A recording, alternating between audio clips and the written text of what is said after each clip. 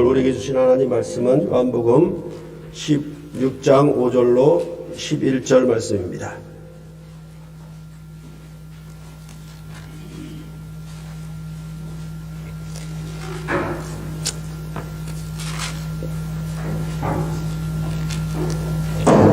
한 절씩 교대로 봉독해 올리겠습니다. 지금 내가 나를 보내신 이에게로 가는데 너희 중에서 나더러 어디로 갔는지 묻는 자가 없고, 그러나 내가 너희에게 실상을 말하노니 내가 떠나가는 것이 너희에게 유익이라. 내가 떠나가지 아니하면 보혜사가 너희에게로 오시지 아니할 것이요 가면 내가 그를 너희에게로 보내리니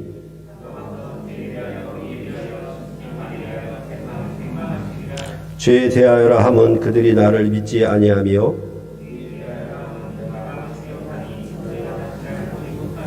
함께 읽겠습니다. 심판에 대하여라 함은 이 세상 임금이 심판을 받았음이라. 아멘.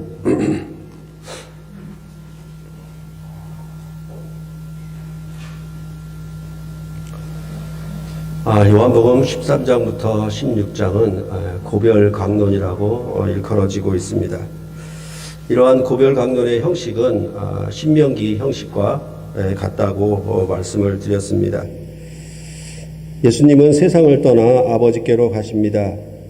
이는 아버지의 처소를 예비하러 가시는 것이며 그 처소는 곧 성령이 거하는 새 성전을 지으시는 일입니다. 성령은 보혜사로 예수님의 제자들에게 세상이 주지 못하는 평안을 주어 제자들로 하여금 근심하거나 두려워하지 않게 합니다. 이 성령이 함께하는 새 성전으로 사는 삶은 열매를 맺는 삶이다 라고 말하면서 요한복음 15장에서는 참 포도나무와 가지의 비유를 통하여서 주님의 말에 거하면 열매를 맺는다 이렇게 말씀하셨습니다. 그리고 이 열매를 맺는 이 주님의 나라의 제자들은 주님의 친구로 부름을 받았다라고 말씀하고 있습니다. 친구로 부름을 받았다라고 하는 것은 하나님의 아버지의 뜻을 아는 것으로 아는 자로 일컬어지는 것입니다. 이것은 아브라함에게 말씀하셨던 것처럼 내가 하려는 것을 그에게 숨기겠느냐, 아브라함은 내 벗이다 이렇게 얘기했던 것처럼 하나님의 경영에 참여하는 그런 제사장 나라가 됨을 의미한다라고 보시면 되겠습니다. 그런데 세상이 예수님을 미워한 것처럼 제자들도 미워하게 될 것입니다. 세상으로부터 박해를 당하는 이유는 세상에 속하지 아니하였기 때문이며 세상은 이유가 없이 미워하게 될 것이라고 예수님은 말씀하셨습니다. 즉 예수님은 세상을 떠나 아버지께로 가시고 보혜사 성령을 보내셨는데 이 성령이 함께하는 교회는 세상에 남겨져 박해를 당하는 가운데 도리어 열매를 맺을 것이다 이렇게 말씀하고 있는 것입니다. 그래서 이러한 열매는 우리가 사도행전에서 사도들이 박해를 당하면 당할수록 믿는 자의 수가 더하여지고 말씀이 흥왕하는 역사를 통해서 교회가 처음 일어선 것을 여러분들은 보실 수가 있었을 것입니다. 그러니까 그 열매를 맺는다라고 하는 것은 바로 이러한 세상과의 싸움에서 승리하여 구원 얻는 자들을 얻게 되는 그런 것을 열매로 얘기를 하고 있는 것입니다. 그러면 이제 이러한 세상의 박해 속에서 보혜사 성령이 함께함으로 어떻게 열매를 맺는 것인가에 대하여 오늘 본문에서 말씀하기 시작하는 것입니다. 그럴 때 요한복음 16장 5절로부터 15절은 이 보혜사 성령이 함께하는 것에 대해서 두 가지로 설명을 합니다. 그 하나는 오늘 설교 본문인 16장 5절부터 11절까지의 내용인데 그것은 보혜사가 와서 세상을 책망하는 것이다 이렇게 말을 하고 있고, 또 다른 하나는 12절부터 15절에 말하는 바인데 그것은 진리의 성령으로 인도하신다 이렇게 말씀하고 있습니다. 그래야 이러한 결과는 요한복음 16장 33절 후반절에 나타나는 것처럼 세상에서는 너희가 환난을 당하나 담대하라 내가 세상을 이기었노라 이렇게 말씀하셔서 이제 예수님이 16장 요한복음 16장 16절부터 33절까지는 예수님이 어떻게 죽으셨고 부활하셨는가, 그리하여 세상으로부터 어떻게 환난을 이기고 승리하셨는가에 대해서 얘기를 합니다. 그렇게 예수님에 대한 얘기를 한다는 것은 예수님의 제자들도 그 길을 함께 따라 걸을 것이고 그로 말미암아 예수님처럼 승리하게 된다라고 그렇게 요한복음 16장은 결론을 내고 있는 것입니다. 이것은 역시 우리가 사도행전에서 보았던 것처럼 사도들은 주님의 고난에 동참하여서 세상에 굴복하지 않고 넉넉히 이길 수 있었다라고 말하고 결국은 로마 제국을 정복했다 이렇게 말씀을 하고 있는 것입니다. 이제 오늘 본문을 보면은 5절로부터 6절을 보시겠습니다. 지금 내가 나를 보내신 이에게로 가는데 너희 중에서 나더러 어디로 가는지 묻는 자가 없고 도리어 내가 이 말을 함으로 너희 마음에 근심이 가득하였도다. 그런데 사실 제자들이 예수님이 어디로 가시는지 묻지 아니한 것이 아닙니다. 13장 36절과 14장 5절에 보면 베드로와 도마가 이미 물었습니다. 시몬 베드로가 이르되 주여 어디로 가시나이까? 도마가 이르되 주여 주께로 어디로 가시는지 우리가 알지 못하거늘 그 길을 어찌 알겠사옵나이까? 이렇게 물었던 것입니다. 그러면 이 말씀은 무슨 뜻인가 생각해 보아야 하겠습니다. 이것은 7절에 말하는 바와 같이 예수님이 아버지께로 떠나가시는 것이 어떤 유익이 있는지 전혀 알지 못했다는 뜻입니다. 그것보다는 도리어 근심만 가득한 것입니다. 그러니까 아버지께로 가심에 대해서는 이 귀가 잘 안 들린다 그럴까요? 보고 싶은 것만 보고 듣고 싶은 것만 듣게 되는 것이 사람의 속성이니까 지금 아버지께로 가시면 제자들은 세상에 남겨져 있고 그런 근심으로만 가득하게 되었다라는 것으로 우리가 이해할 수 있을 것입니다. 그래서 세상이 예수님을 미워한 것처럼 너희도 미워하리라고 말씀하시자 그 말씀만 귀에 꽂혔다고 그럴까요? 그 말씀에 대한 근심으로만 가득했다라고 말씀을 하고 있는 것입니다. 이러한 것은 사람들은 항상 새로운 것을 말하면 그 새로운 것에 대해서 이해하고 적응하기보다는 옛 것의 입장에서, 옛 시대의 입장에서 새 것에 대해서 듣고 그것을 어떻게 판단하냐면 옛 것에 대한 기준으로 판단을 해서 그것이 이익이 있는가 없는가 그거를 결정하게 되는 것으로 그렇게 늘 사람들은 생각을 합니다. 그러니까 사실은 아버지께로 가신다라고 하는 의미가 이 제자들은 전혀 몰랐고 그게 어떤 의미인지 또 그런 일들도 없었기 때문에 이 일에 대해서 전혀 이해할 수가 없었고 오직 세상이 예수님을 미워한 것처럼 세상이 제자들도 미워한다 이 말씀만 알고 또한 그것 때문에 근심이 가득했다라고 말을 하고 있는 것입니다. 그렇기 때문에 예수님은 왜 세상을 떠나가심이 유익한지에 대하여 7절로부터 8절에 설명하기 시작합니다. 그러나 내가 너희에게 실상을 말하노니 내가 떠나가는 것이 너희에게 유익이라. 내가 떠나가지 아니하면 보혜사가 너희에게로 오시지 아니할 것이요 가면 내가 그를 너희에게로 보내리니 그가 와서 죄에 대하여 의에 대하여 심판에 대하여 세상을 책망하시리라.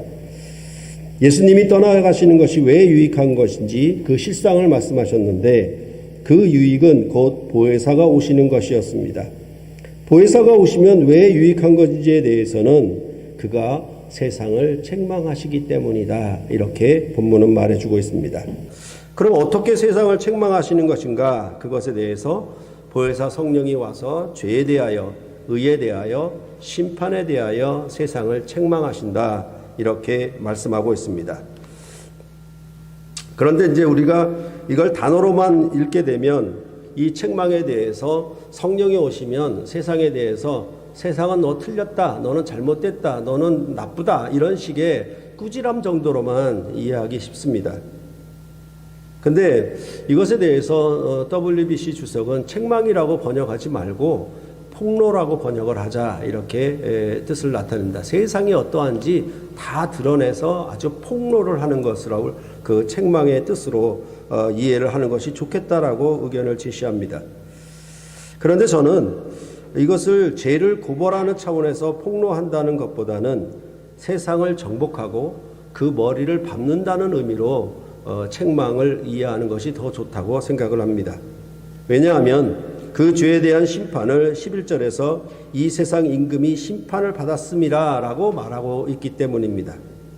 그리고 좀 전에 말씀드렸던 것처럼 이 16장의 전체적인 얘기는 뭐냐 하면 16장 33절이 결론적인 역할을 하는데 세상에서 환난을 당하나 담대하라 내가 세상을 이기었노라 이렇게 말씀하고 있기 때문에 그렇습니다. 그러니까 아버지께로 간다라고 하는 의미는 단순히 고향을 간다, 지부를 찾아간다 그런 의미가 아니고 여기 안에서는 요한복음 안에서는 특히나 십자가에 달려 돌아가시고 부활하셔서 승천하여 아버지 보좌 우편에 나아가는 것 그리고 다시 오는 것 이런 의미를 다 갖추고 하는 말이기 때문에 그것은 십자가의 승리 이런 의미로 보아야 되겠고 거기서 사탄의 권세, 사탄의 머리를 밟는 승리가 있을 것임을 의미하는 바로 우리가 이해하는 것이 좋겠다라고 생각을 하고 있는 것입니다.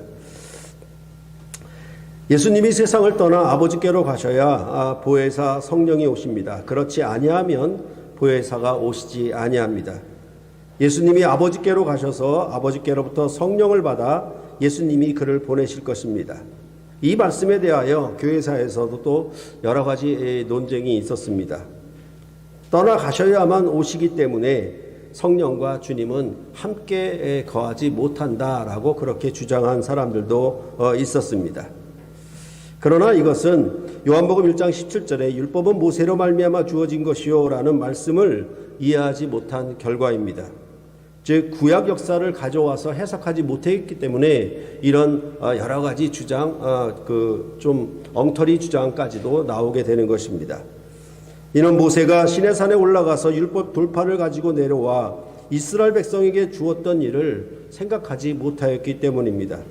예수님께서도 아버지의 모든 뜻을 다 이루시고 아버지께로 올라가셨다가 다시 제자들에게 오셔서 성령을 주셨습니다.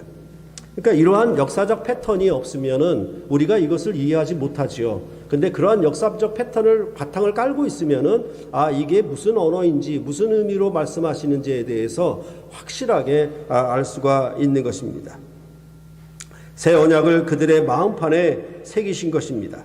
그리하면 예수님이 세상에 계실 때보다 더 큰 일을 할 수가 있기 때문에 더 유익하다라고 말할 수가 있겠습니다. 그래서 요한복음 14장 12절에 내가 진실로 진실로 너희에게 이르노니 나를 믿는 자는 내가 하는 일을 저도 할 것이요 또한 그보다 큰 일도 하리니 이는 내가 아버지께로 감이라 이렇게 말을 했던 것입니다.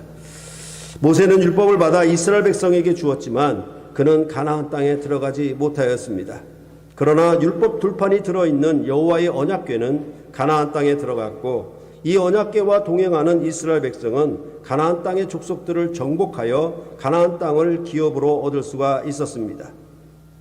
그들의 모든 전쟁은 이제 모세를 앞세운 전쟁이 아니라 언약궤를 앞세워 그 전쟁을 수행했던 것입니다. 그리고 이 언약궤를 앞세울 때 이스라엘 백성은 비로소 가나안 전쟁에서 승리할 수 있었다라고 그렇게 역사서들은 증거해주고 있는 것입니다. 그러할 때 이스라엘 백성의 가나안 땅 정복은 아모리 족속의 죄악을 책망하는 정도가 아니라 정복하고 밟아 그 땅으로부터 쫓아내는 일이었습니다. 이스라엘 백성의 언약궤가 가나안 땅에 들어간다라고 하는 얘기는 이제 모세는 못 들어가지만 언약궤는 들어갔는데 이 언약궤를 앞세우고 전쟁하는데 그 전쟁은 어떤 전쟁이었느냐?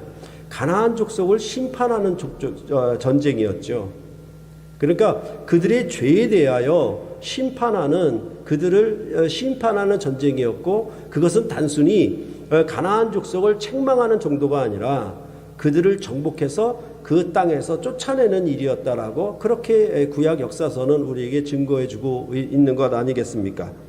그러니까 기본적으로 이스라엘 백성이 애굽에서 나와서 율법 돌판을 받았다라고 하는 의미는 무엇이뇨? 그것은 곧 그 가나안 땅 정복을 위한 그런 언약으로 함께하는 전쟁에서 승리하는 것을 염두에 두고 그런 역사를 앞에 깔고 하는 얘기이기 때문에 세상을 책망하라, 성령이 오시면 세상을 책망한다라고 했을 때 그런 의미가 어떤 의미인지 우리가 다시 한번 그 역사적인 일들을 바탕으로 해서 이해할 수가 있을 것입니다. 그래서 창세기 15장 16절을 보면 내 자손은 4대 만에 이 땅으로 돌아오리니 이는 아모리 족속의 죄악이 아직 가득 차지 아니함이니라 하시더니 이렇게 말씀하고 있습니다. 그러니까 이스라엘 백성이 이제 4대 만에 애굽에서 나와 가나안 땅 정복에 들어가게 되면 그건 뭐냐? 아모리 족속의 죄악이 관영했고 그 아모리 족속의 죄악을 심판하는 그런 구원의 일이라고 말씀을 하고 있는 것입니다. 그러니까 여기 아모리 족속은 가나안 전 족속을 대표하는 의미로 아모리 족속입니다. 이것이 바로 세상을 책망한다라는 그런 구약 역사의 바탕을 두고 하는 말인 것입니다. 그래서 예수님께서 십자가의 승리를 통하여 성령을 보내시면 이제 성령의 인도함을 받는 교회, 예수님은 세상을 떠나 이 땅에 계시지 아니하시고 성령을 담지한 교회는 이제 세상을 책망하는 세상을 밟아 승리하는 그런 역할을 수행함으로 이 땅에 주님이 계실 때보다 더 큰 일을 하게 된다라고 그렇게 이 요한복음은 우리에게 말씀해 주고 있는 것입니다. 그러면 예수님이 아버지께로 가셔서 보혜사 성령을 보내셔서 세상을 책망하시는데 그러면 어떤 죄 때문에 세상을 책망하시는 것인가? 그것에 대해서 이제 세 가지로 설명하죠. 죄에 대하여, 의에 대하여, 심판에 대하여 세상을 책망한다. 이렇게 되어 있습니다. 먼저 9절에 보면은 죄에 대하여라 함은 그들이 나를 믿지 아니하미요 라고 말씀하고 있습니다. 믿지 아니하였기 때문에 죄라고 말을 하고 있습니다. 이는 메시아로 오신 예수님을 영접하지 아니하였고 거절하였다는 뜻입니다. 우리는 자꾸만 개인의 도덕적인 죄만 죄로 여길 때가 많습니다.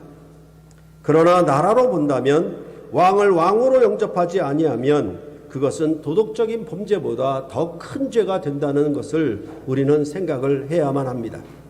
그러니까 우리는 이 유교 문화에서 자라왔기 때문에 이런 삼강오륜의 가르침 속에 있었기 때문에 항상 죄라고 하는 것은 그런 도덕적인 죄, 그런 쪽으로만 접근하고 이해하기 쉽습니다.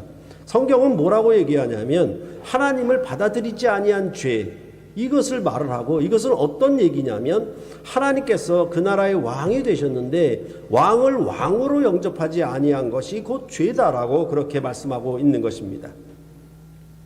그러니까 이제 예수님께서 이 땅에 오셔서 그의 언약을 이루시고 부활하고 승천하셔서 보좌 우편에 앉으셔서 천하 만민의 왕으로 오르셨는데 이 왕을 왕으로 영접하지 아니하면 그것은 곧 죄라 이렇게 말씀하고 있는 것입니다. 그러니까 성경은 나라적인 범죄를 얘기를 하고 있기 때문에 그것은 무슨 범죄냐면 정치범이라고 할 수가 있죠.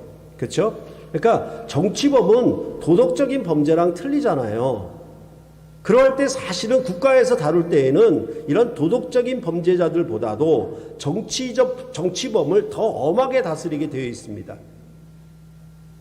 그러니까 그 죄에 대해서 뭐라고 얘기하냐? 나를 믿지 아니하미요 이렇게 말을 하고 있는 것은 이제 예수님을 왕으로 영접하지 아니한 그 죄, 그렇게 얘기를 하고 있는 것입니다. 그러니까 우리가 그 죄에 대해서 인식할 때에도 자꾸만 그 개인에 대해서 얘기를 할 때 우리는 부흥회에서 간증하는 사람들 보면 전부 개과천선한 사람들 아니에요. 잘못 살다가 잘 살게 된 사람들이 예수님 만났다 그러고 성령 체험했다고 그렇게 얘기를 하니까 전부 뭐냐면 도덕적인 변화를 이룬 것을 마치 구원받았다라고 생각을 해요. 그게 아니라 때가 찼고 하나님 나라가 가까웠으니 회개하고 복음을 믿으라, 이것이 메시지인데 그런 의미를 받아들이지를 않아요. 그러니까 자기의 죄됨이 어떤 죄인지 잘 몰라요. 그러니까 이제까지 뭐 남의 것 도둑질을 하지 아니하고 건전하게 모범적으로 살아온 사람들은 그냥 인간적인 견지에서 볼 때 자기가 죄인인 걸 모르니까 굳이 예수님을 필요로 하지도 않지요. 예수님의 죄사함이 필요가 없으니까.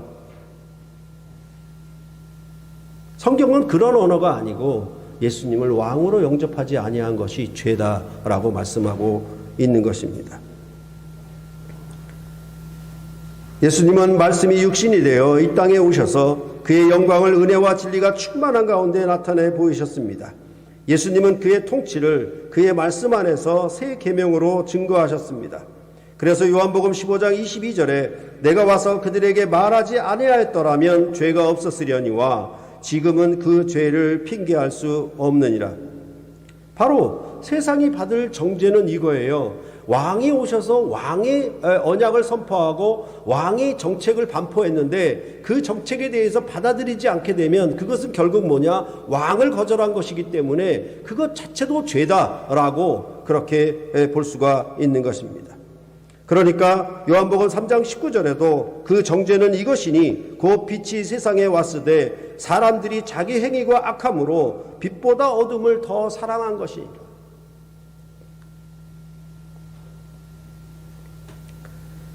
예수님의 말씀으로 통치하는 나라는 영생의 말씀을 주어 세상을 구원하려 하심이었습니다.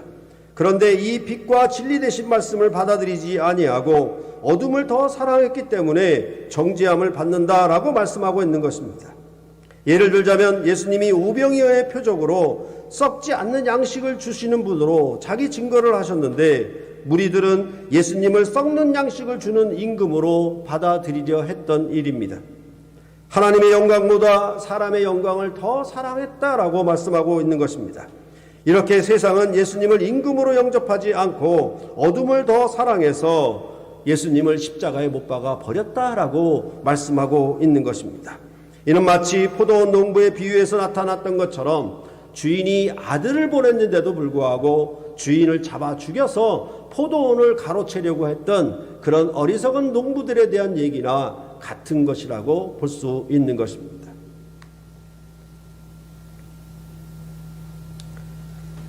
앞서 말씀드렸던 것처럼 임금을 영접한다라고 하는 것은 그의 통치를, 그의 다스림을 영접한다는 것과 같은 의미가 됩니다. 그의 말씀으로 곧 그의 정책으로 다스리는데 그것을 거절하는 것은 곧 왕을 거절하는 것과 하나도 다를 바가 없습니다. 그러므로 이것은 의에 대한 이야기가 자연적으로 이어 나오게 되어 있습니다. 죄에 대해서는 그를 믿지 아니하며 왕으로 임금으로 영접하지 아니했기 때문에 당연히 죄다라고 얘기를 하고 그 다음에 무슨 얘기가 나와야 되냐면 당연히 이 의에 대해서 얘기가 나와야 되는 것입니다.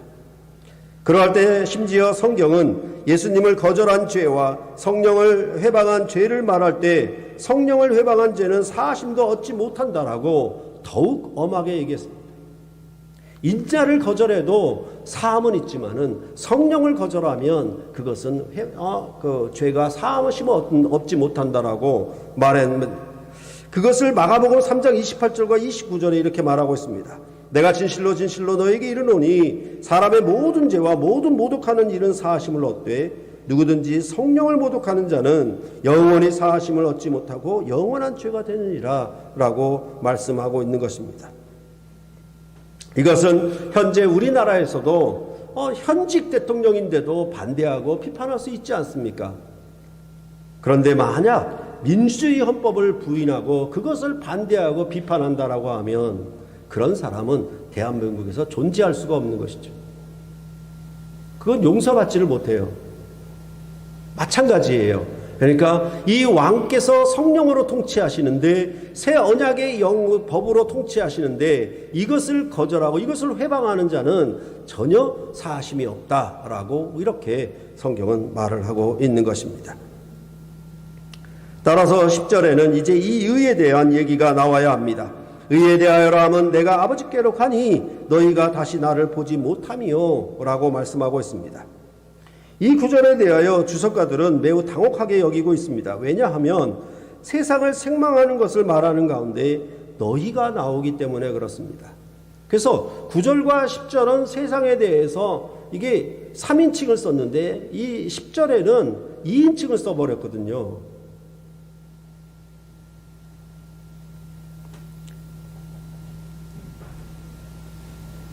그러나 세상을 책망함에 있어서 예수님을 믿는 자들이 의를 행함도 또 다른 방편이 될 수가 있습니다. 그러니까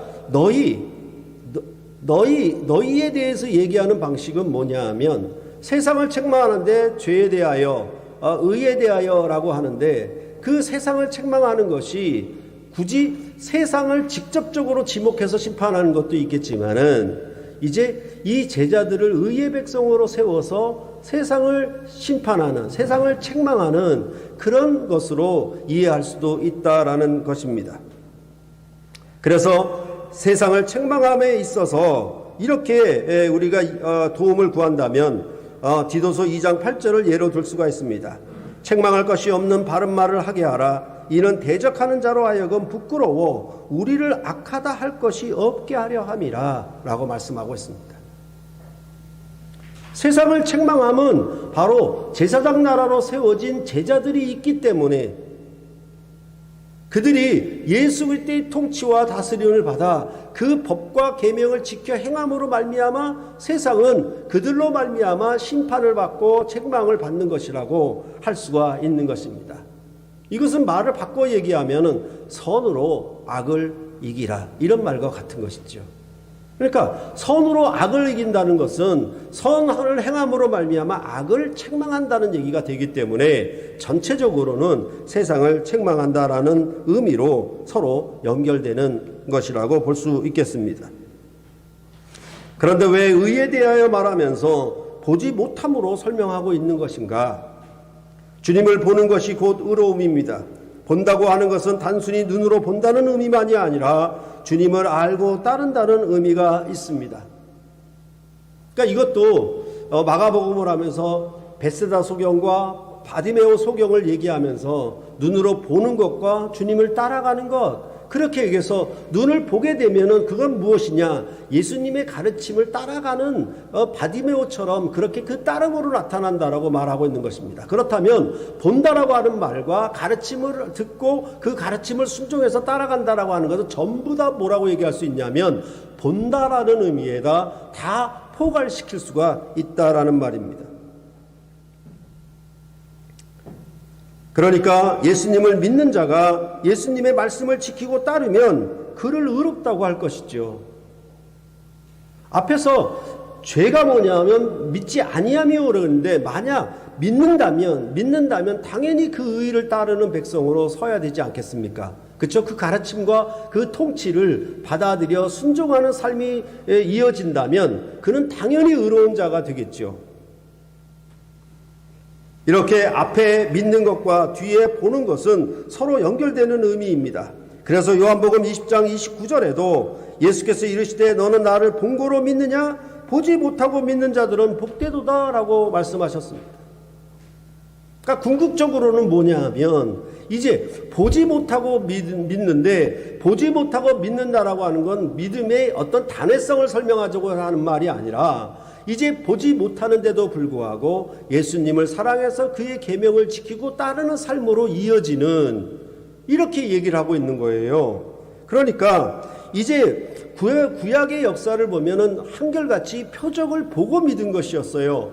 근데 예수의 부활 후에는 뭐라고 얘기하냐면 보지 못하고 믿는 자가 복되도다 이렇게 말씀하는 방식이에요. 이것은 이전 역사에 없는 새로운 형식이고 새로운 삶의 질서라고 말할 수가 있겠죠. 보지 못하는데도 믿어요. 그리고 보지 못하는데도 그 가르침을 순종하고 따라가요. 이것이 바로 그리스도 안에 그가 이루신 부활의 역사로 말미암아 성령을 보내신 성령을 담지한 교회가 그의 제자들이 사는 삶이었다. 이렇게 성경은 말씀해 주고 있는 것입니다. 그렇기 때문에 예수님께서 떠나가심이 곧 보혜사가 오시는 것이요. 보혜사가 오시는 것이 왜 유익하냐면 보지 못하는데도 불구하고 예수님을 믿고 따라가는 그런 놀라운 삶으로 나타난다는 데 있는 것입니다. 성령은 주님이 세상에 계실 때보다 예수님을 더 밝히 알게 합니다. 이 성령 안에서 제자들은 주님을 보고 만질 수가 있습니다. 그러나 세상은 주님을 알지도 보지도 못할 것입니다. 그러니 세상은 당연히 의를 행할 수가 없고 그것이 곧 책망을 당하는 모습이 아니라 할 수 없는 것입니다. 예를 들자면 부부는 서로 눈으로 볼 수 없어도 볼 수 있는 관계다라고 말할 수 있습니다. 말이 이상하지만 이 말의 의미를 여러분은 충분히 공감하실 수가 있을 것입니다.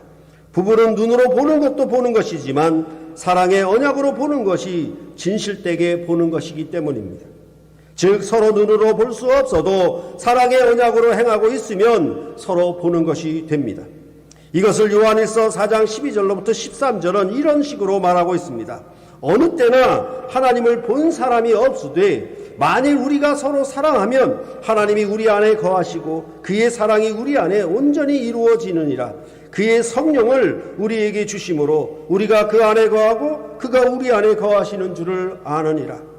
이처럼 성경은 안다와 본다, 믿는다라는 말을 거의 같이 쓰고 있어요. 그러므로 예수님을 믿는 자는 그의 통치를 받아들여 그의 계명을 지킴으로 세상을 이기는 것입니다. 예수님이 그리스도이심을 믿는 자마다 하나님께로서 난 자인데 이들은 하나님의 자녀들을 사랑하라고 하는 그 계명을 지킴으로 세상을 이긴다라고. 그래서 세상을 이기는 자가 누구뇨? 하나님의 아들을 믿는 자가 아니면 세상을 이기는 자가 누구뇨? 그렇게 요한일서는 우리에게 말을 해주고 있는 것입니다. 이렇게 죄에 대하여 의에 대하여 말했으면 그 다음은 심판에 대해서 말해야 합니다. 그래서 11절을 보시면은 심판에 대하여라 하면 이 세상 임금이 심판을 받았습니다. 성령이 오셨다는 것은 세상이 심판을 받았다는 뜻입니다. 이스라엘 백성에게 율법 돌판이 주어졌다는 것은 애굽을 심판했다는 뜻입니다. 세상은 예수님을 거절하여 십자가의 못을 박아 죽이면 그들이 이긴 것으로 여길 것이겠지만 예수님은 십자가에서 부활하심으로 도리어 그의 승리를 나타내셨습니다. 그래서 요한복음 12장 31절로부터 33절에 이제 이 세상에 대한 심판이 이르렀으니 이 세상의 임금이 쫓겨나리라. 내가 땅에서 들리면 모든 사람을 내게로 이끌겠노라 하시니 이렇게 말씀하심은 자기가 어떠한 죽음으로 죽을 것을 보이심이로라. 성령이 오시면 세상의 임금을 심판한 영이 오셨다는 것입니다. 예수님을 죽음의 권세에 가두지 못하였던 것처럼 성령이 임한 제자들도 죽음의 권세 아래 가두지 못하게 될 것입니다. 예수님이 세상에서 환난을 당하여도 세상을 이긴 것처럼 제자들도 성령이 임함으로 말미암아 역시 이길 것입니다. 환난이 오지 않는 것도 아니요 환난을 피해간다는 것도 아닙니다. 환난을 당하는데 담대히 세상을 이긴다라는 것입니다. 그러면 어떻게 사도들은 이 승리를 얻을 수가 있었겠습니까? 세상에서 죽는 자처럼 죽임을 당하는 비천한 자인 것처럼 가난하고 궁핍한 자인 것처럼 그렇게 멸시와 모든 업신여김을 다 받았는데도 불구하고 그들 안에 생명력이 나타나고 있었던 것입니다. 예를 들자면 고린도후서 4장 7절로부터 11절입니다. 우리가 이 보배를 질그릇에 가졌으니 이는 심히 큰 능력이 하나님께 있고 우리에게 있지 아니함을 알게 하려 함이라. 우리가 사방으로 우겨쌈을 당하여도 쌓이지 아니하며 답답한 일을 당하여도 낙심하지 아니하며 박해를 받아도 버림받지 아니하며 거꾸로 뜨림을 당하여도 망하지 아니하고 우리가 항상 예수의 죽음을 몸에 짊어짐은 예수의 생명이 또한 우리 몸에 나타나게 하려 함이라. 우리 살아있는 자가 항상 예수를 위하여 죽음에 넘겨짐은 예수의 생명이 또한 우리 죽을 육체에 나타나게 하려 함이라. 이렇게 말씀하고 있는 것입니다.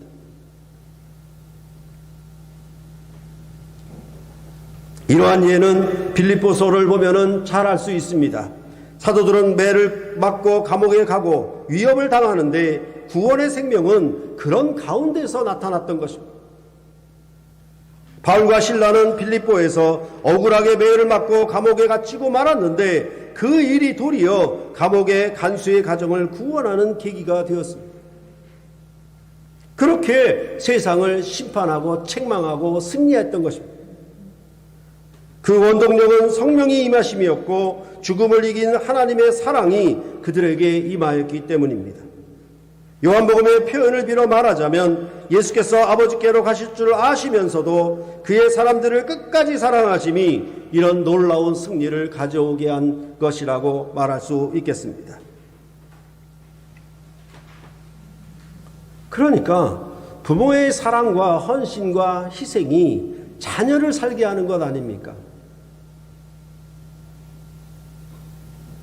부모는 어렵고 힘들고 정 고생스럽고 수고스럽지만 그것을 감당해야 될 때 오히려 자녀들은 산자가 되는 것 아니겠습니까?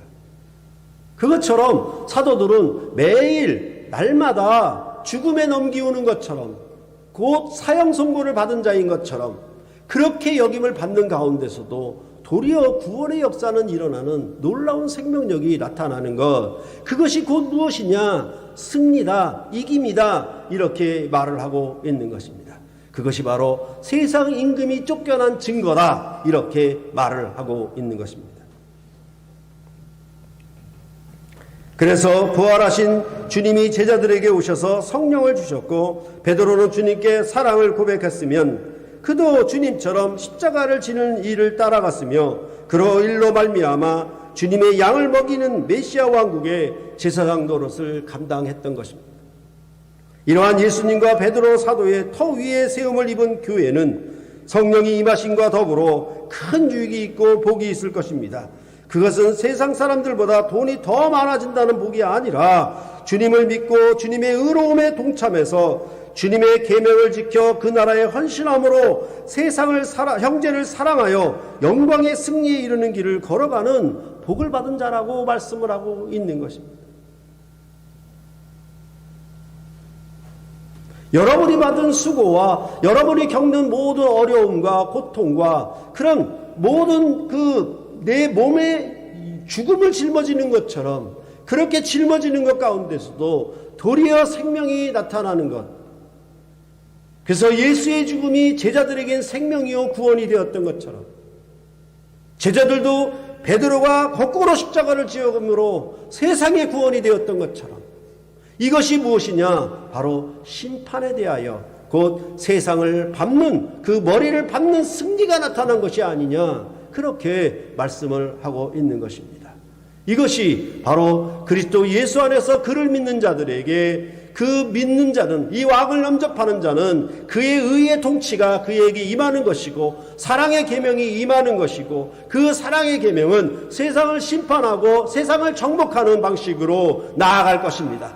그 정복은 승리를 가져다 주는 것인데 어떤 승리뇨? 세상으로부터 더 10배, 100배의 복을 받는 복이 아니라 세상을 정복하고 받는 승리인데 그것은 어떤 승리뇨? 바로 예수의 십자가의 승리가 우리에게도 그를 믿는 백성에게도 그대로 재현되는 것. 그리하여서 십자가를 지고 주님을 따라가는 삶 속에 도리어 생명력이 형제들에게 일어나는 놀라운 은혜의 역사가 일어남이 바로 교회의 역사라고 말씀을 하고 있는 것입니다.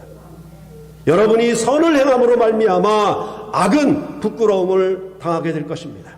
여러분이 원수를 사랑함으로 악은 큰 부끄러움을 여기게 될 것입니다. 이렇게 의의 백성으로 세상의 빛과 소금으로 여러분이 제사장적 사역을 행하여 선으로 악을 이기는 그런 심판의 역할을 하시게 되면 이제 그것이 여러분은 힘들고 고난 중에 있을지라도 도리어 큰 기쁨으로 만민을 구원하시는 놀라운 새 생명의 능력으로 여러분에게 크게 자리할 것입니다. 이것은 바로 예수님을 믿는 자들에게, 예수를 영접한 자들에게 임하는 것이고, 예수를 영접하는 것은 그가 보내신 성령이 임한다는 것이고, 성령이 임한다는 것은 그의 가르침을 따르고 순종한다는 것이고, 그의 가르침을 따라간다라고 하는 것은 세상을 정복해 나가는 것입니다. 마치 이스라엘이 언약궤를 앞세워 가나안 땅 정복을 이루어가는 것처럼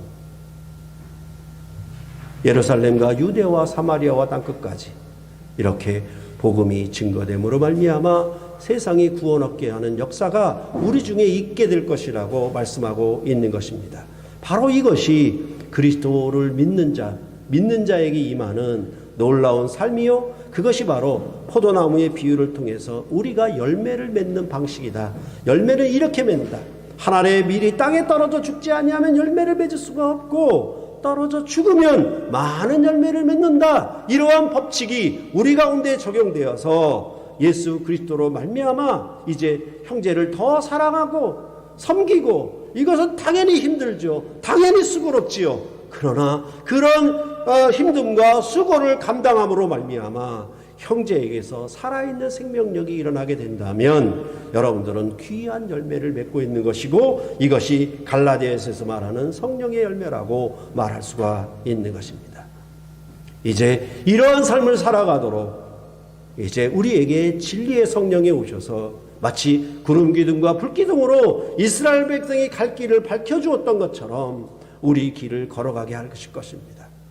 그래서 자기를 사랑하는 길인지 십자가를 지고 형제를 사랑하는 길인지 그것에 대해서 분별하게끔 할 것입니다. 자기가 편하게 살려는 것인지 나보다 남을, 형제를 더 낫게 여기며 살려는 삶인지 그것을 선택하면서 갈 수 있게 할 것입니다. 그것이 바로 진리의 성령이 우리에게 오신 증거인 것입니다. 이 성령으로 말미암아 내가 왼쪽 길을 갈 것인지 오른쪽 길을 갈 것인지 여러분을 인도하실 것입니다. 내 먹고 사는 것 그것에 만족하지 아니하고 그것 때문에 형제를 외면하고 형제를 버리고 형제를 무시하는 그런 삶이 아니라 자기 안에 그러한 삶으로 샘솟게 될 것이고 그것에 기쁨이 넘칠 것입니다. 마치 부모가 자녀를 위해서 더욱 수고하고 더 힘들어도 자녀가 잘 있고 건강하게 자라나면 그것이 자기에게 자기를 위한 것보다 더 큰 기쁨으로 오는 것처럼 성령이 임하신 기쁨은 바로 우리에게 이렇게 오는 것입니다. 이것을 전부 세상적인 것으로 성령 양식에 속한 것으로 바꾸어서 그게 교회의 복이라고 선포한 그런 잘못된 습성과 잘못된 가르침이 우리가 세뇌가 되어 있어서 그렇지, 성령 안에 사는 사람들은 분명합니다. 분별력 있게 여러분들로 하여금 거룩한 판단을 통해서 분명하게 살 수 있게 하실 것입니다.